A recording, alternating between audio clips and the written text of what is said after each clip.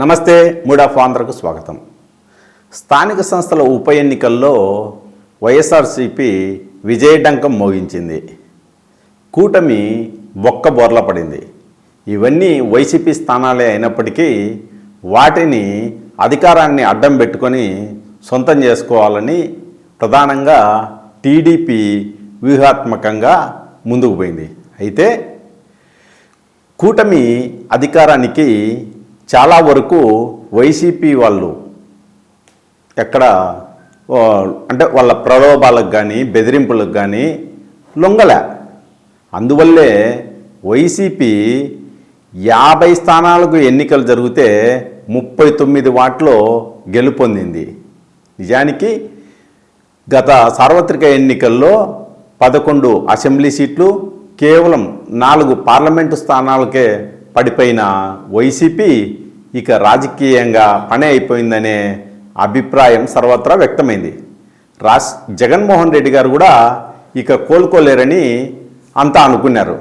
కానీ కూటమి 10 నెలల పాలన పూర్తయ్యేసరికి రాజకీయంగా ఆంధ్రప్రదేశ్లో చాలా మార్పులు కనిపిస్తున్నాయి.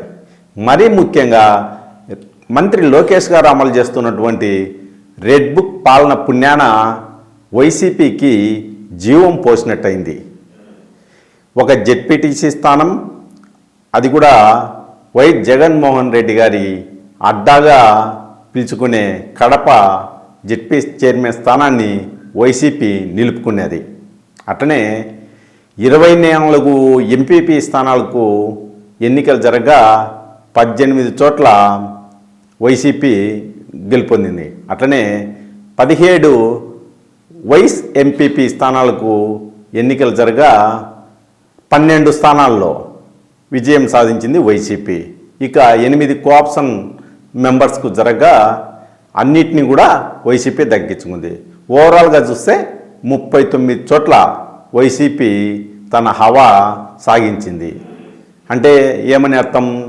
ఎక్కడా కూడా కూటమి ప్రలోభాలకు బెదిరింపులకు భయపడేది లేదని చెప్పి ఈ ఎన్నికల్లో వైసీపీ నిరూపించుకోవడం నిజానికి ఆ పార్టీకి గొప్ప ఊరట, గొప్ప ధైర్యం, భవిష్యత్తుపై ఆశలను రేకెత్తిస్తున్నాయని చెప్పక తప్పదు. ఎందుకంటే ఇక రాజకీయంగా ఆ పార్టీ అయిపోయింది, పని అయిపోయింది, ఇంకా జగన్మోహన్ రెడ్డి గారి భవిష్యత్తు కూడా ప్రశ్నార్థకమైంది అనుకుంటున్న తరుణంలో ఇలాంటి రిజల్ట్ రావడం అనేది కూటమికి షాక్ అని చెప్పచ్చు. ఇప్పటికైనా కూటమి ఎందుకు ఇలా జరిగిందో ఆత్మపరిశీలన చేసుకోవాల్సిన అవసరం ఉంది. లేదంటే ఇంకో సంవత్సరంలో స్థానిక సంస్థలకు జరిగే ఎన్నికల్లో కూటమి తీవ్ర పరాభవాన్ని ఎదుర్కొనే ప్రమాదం ఉంది.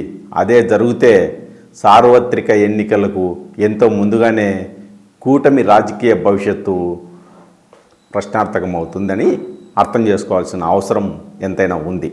ధన్యవాదాలు.